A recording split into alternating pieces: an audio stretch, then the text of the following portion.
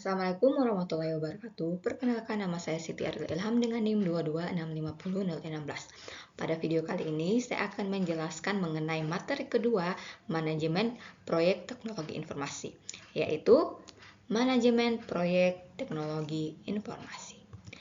Poin yang pertama adalah fase definisi, di mana tujuannya di sini untuk memahami dengan baik masalah-masalah yang dihadapi oleh user atau pengguna dalam memperkirakan biaya, waktu, dan penyelesaian suatu proyek. Di sini ada 3 aktivitas utama pada fase definisi. Kita bisa lihat di sini adalah memahami dan menganalisa masalah-masalah dari kebutuhan user dalam membuat proyek teknologi informasi. Yang kedua di sini adalah keputusan. Apakah proyek dilaksanakan atau tidak? Jika proyek siap dilaksanakan, maka seorang manajer proyek harus menganalisa risiko yang kemungkinan terjadi pada proyek tersebut.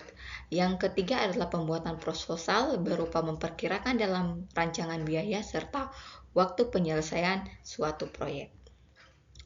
Di sini adalah dokumen kebutuhan. Dokumen kebutuhan atau requirement dokumen adalah dokumen formal yang digunakan untuk mengedetail kebutuhan atau persyaratan khusus yang harus dipenuhi oleh suatu sistem, aplikasi, atau proyek. Dokumen ini umumnya mencakup kebutuhan fungsional, kebutuhan non-fungsional, batasan sistem, serta kinerja validasi dan verifikasi. Tujuannya di sini adalah untuk memastikan bahwa semua pihak yang terjadi dalam pengembangan proyek memiliki pemahaman yang sama tentang apa yang diharapkan dari sistem atau aplikasi yang akan dikembangkan.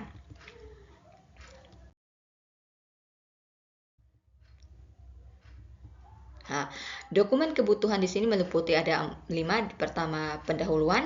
Kedua, deskripsi umum. Ketiga, kebutuhan spesifik. Keempat, glosarium. Kelima, lampiran. Baik, kita mulai yang pertama. Di sini RD atau Requirement Document menyatakan masalah-masalah yang akan dihadapi oleh user dan solusi umum yang akan dibutuhkan. Bahasanya berorientasi pada bahasa yang digunakan oleh user sehari-hari dan jauh dari bahasa komputer. Kadangkala dokumen digunakan sebagai permohonan untuk suatu proposal.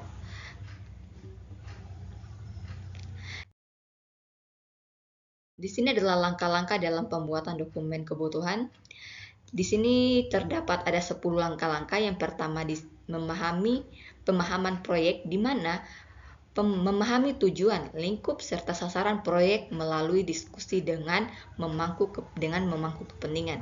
Kedua adalah identifikasi memangku kepentingan, menentukan pihak yang terlibat dalam perannya seperti klien, pengguna, dan tim pengembangan. Yang ketiga adalah wawancara dan diskusi, di mana mengumpulkan kebutuhan awal melalui pertemuan dan dengan pemangku kepentingan. Keempat adalah analisis pasar, di mana memahami tren, persaingan, kebutuhan langganan, dan produk komersial. Yang kelima adalah studi kelayakan, menilai apakah proyek ini layak digunakan apa tidak. Keenam itu adalah identifikasi kebutuhan awal, di mana menyusun daftar kebutuhan awal termasuk fitur dan batasan teknik. Ketujuh di sini ada rangka kerja RD, membuat outline RD untuk mempermudah penulisan. Kedelapan, evaluasi teknologi, menilai teknologi yang perlu digunakan dalam proyek. Kesembilan adalah prototipe awal, di mana prototipe sederhana untuk dapat feedback. Yang ke-10 ada rancangan kerja, menyusun jadwal dan rencana kerja proses pembuatan dengan lancar.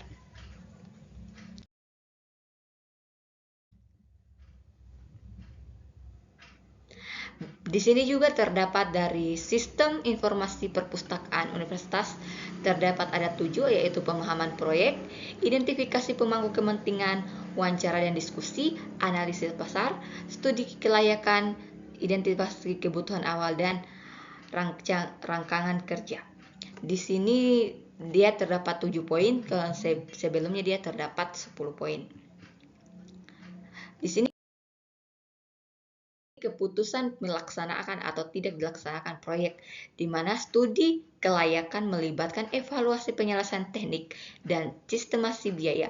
Pada proyek besar, keputusan utama mencakup pemilihan hardware dan opsi membuat atau membeli software. Sementara itu, untuk proyek kecil hingga menengah, studi kelayakan formal tidak perlu digunakan. Cukup menunjukkan seseorang untuk menganalisis solusi dan menilainya kekurangannya. Manajer proyek harus menilai peluang keberhasilan dalam proyek dengan mempertimbangkan sumber daya, pengetahuan, dan resiko yang ada. Banyak proyek yang gagal karena mengabaikan tanda-tanda kegagalan, sementara setiap rancangan selalu memiliki resiko. Mungkin itu saja video penjelasan dari saya. Lebih dan kurangnya saya mohon maaf. Dan saya akhiri billahi taufiq wal hidayah. Wassalamualaikum warahmatullahi wabarakatuh.